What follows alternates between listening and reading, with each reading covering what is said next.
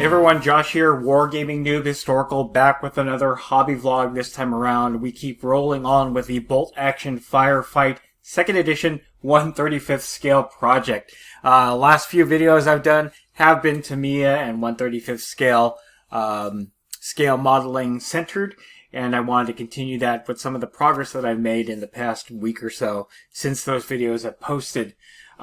I've spun out the project into its own project list so that I can keep track of everything that I'm working on, what I need to do, and any future projects that might be involved with this Bolt Action Firefight 1/35th scale project. So in any case, as you can see here, I do have two categories, unboxing and then build and paint. I have done other scale builds on the channel previously. I'm going to list that playlist down below for you to watch if you'd like. But in terms of the Bolt Action Firefight project, this is what I currently have slated to work on or have already completed. So without further ado, unboxing. So German mounted infantry, that video is out. US Army infantry, that video is also out. I have a late war German infantry box that I'm going to unbox. I also have a mid-war German machine gun team on maneuver. And then I bought a U.S. Infantry West European Theater box, and then two boxes of terrain, sandbag, and brick wall sets. In terms of build and paint, I've completed the mounted infantry. I've completed a 1/48th scale German motorcycle, which I unboxed previously on the channel. I also completed the U.S. Army infantry box that was shown recently, and then the Dingo, which was actually the second scale build that I've done on the channel. I finally finished painting it. I do have some concerns about how I painted it, and I will be addressing that later on in the video. Left to build and paint currently are the MB Willys Jeep, the Panzer II, German late war infantry, the German mid-war machine gun team on maneuver, U.S. Infantry West European Theater, and then the two terrain sets. Those are all the stuff I need to build. I'm not going to be building them on camera.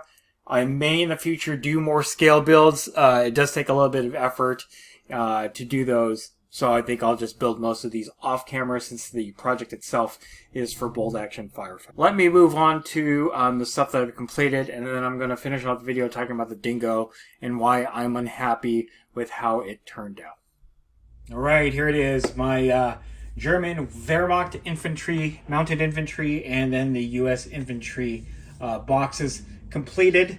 I've actually had a short of the Wehrmacht mounted infantry for a little while, but I want to talk a little bit about how I worked around some of the problems that I had with it, and then I wanted to show off the GIs, so here we go. Alright, the mounted infantry. Let's talk about the NCO first. I had so much trouble with his MP40. Every time I would handle the model, I would accidentally break off the barrel of the MP40. I actually had to use some sprue goo, which is basically to me a thin cement, and melted sprue within there to kind of solidify it. Found that didn't work. I super gluing it a little bit, and that allowed it to stay firm.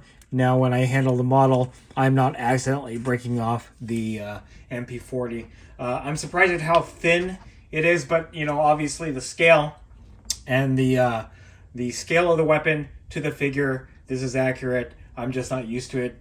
Used to working with heroic scale figures who have thicker barrels on their guns, but you know, these are one of the things that you learn as you do modeling at different scales, especially for me, who is fairly new to modeling. Well, I'm not quite new, but new to scale modeling. Again, you know, some of those things that you learn. With the mounted officer here, I could not cut the plastic card thin enough to make the reins for the horse. I was able to do it for the stirrups and for the band on the belly, which you can't see because his boot is blocking it, but I was not precise enough for the reins. So what I ended up doing was taking some wax thread that you basically use for leather working, getting a color that approximates the paint color that I used for the rest of the harness, and then I kind of just super glued it in place, and it did turn out too bad. It's not perfect, but it's better than not having those reins there, especially with the way that the officer is posed with an empty hand. It was like kind of funny not having reins there, but I ended up doing a little bit of troubleshooting, and that's how I got both of these models completed. So here are the GIs, the U.S. Army Infantry, that very small old box from Tamiya. They were very easy to put together. Again, with the barrel of this carbine, I broke it off as I was handling the model, did the whole sprue goo and super glue fix, and was able to get the barrel back on there. It's not perfect, but it looks fine enough. Again, these models are going to be used for wargaming. They're not going to be used for display. So obviously the painting is not as nice as other folks who have been doing scale modeling for a while. These are mainly for tabletop. I think they look fine. I tried to hew to the paint color scheme that was used for the Normandy invasion. So these, I believe, are the M1941 uniforms. If I'm not right, if that fact is not correct, go ahead and correct me down in the comments below. But I wanted to go with that. So obviously a bit of the khaki on the jacket, green, gray, and all these paints are pretty much Vallejo. The green, gray for the webbing. We have US Field Drab for the tunic underneath the jacket, as well as the pants, a red leather for the boots, and then brown violet for the helmets and for the flamethrower canister and barrel there. So yeah, pretty happy. To differentiate some of the khaki or the lighter painted items, I used German camo beige. I think the wash kind of drowned that out, darkened up everything. Again, these are my first models that I painted at this scale. And obviously scale modeling, the painting is a little bit different from wargaming, miniature wargaming painting. These are larger. You can see details a little bit more clearly. So as I work through and build up my skills, I'll be trying different things in terms of how I paint these miniatures. But for now, this is fine for tabletop. Again, I'm going to be using these for wargaming and not display.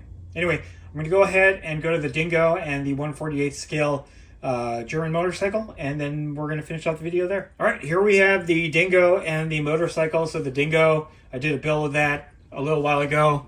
I got the decals on there, as you can see. And then the 1/48 scale motorcycle. I built the Rubicon version of this and an Africa Corps Warlord version of this. I do love their motorcycles. They're pretty easy to build. The first problem, you can see the gunner has no MG34. I lost it. I had it in my hand. It flew out. And as with all people who have experienced this issue, hard to find a very tiny piece, especially at this particular scale. I'm going to talk about the scale in a little bit, because if anything, like I said, this motorcycle is 1/48 scale. This Dingo is also 1/48 scale, but as you can see, the crew members for the Dingo are a lot larger than the crew members for the motorcycle. And in fact, the motorcycle scales very closely to 1/56, so I will definitely be using this as another motorcycle for Bolt Action at 1/56 scale as soon as I finish up an MG34 to mount on the sidecar. With that, I did end up buying an STL file for an MG34. The only thing is that there's no mount, so I'll have to jury rig a mount out of some plastic in order for it to sit properly on the sidecar. So with that said, that was the issue that I had with the motorcycle. Let's talk about the Dingo.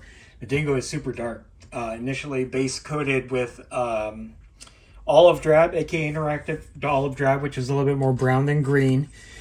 And my inexperience with AK interactive washes really resulted in this being very, very dark. So the dark wash that I got from AK Interactive is an enamel wash and not an acrylic wash. Obviously, my skill set and my experience centered around acrylic washes.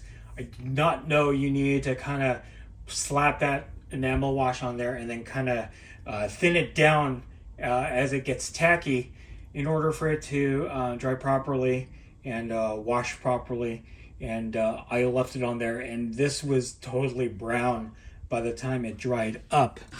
I have landed a bit after having it sit for a couple days. I ended up going in with some isopropyl alcohol, 99%. I was able to wipe off some of the enamel wash on there, so it's a little bit lighter than it was when I initially did the wash. But that said, I think now that I'm aware that enamel washes obviously are different from acrylic washes, I'll be able to work with enamel washes better in the future. Other than those initial problems with the 1/48 scale model, I do like this scale. If I had modeled this with the canopy closed, I would be able to use this for bolt action. However, because I didn't and I wanted to paint the crew up, these guys are a lot larger in scale than 1/56 scale, obviously, with 1/48. I'm going to bring Commonwealth Guy on here. I mean, with the Warlord being heroic scale, it doesn't look too bad. But still, they're a lot larger than Warlord's figures. That said, again, the motorcycle being 1/48 scale, the crew actually scales a lot closer to the 1/56 scale bolt action and like Rubicon and all that.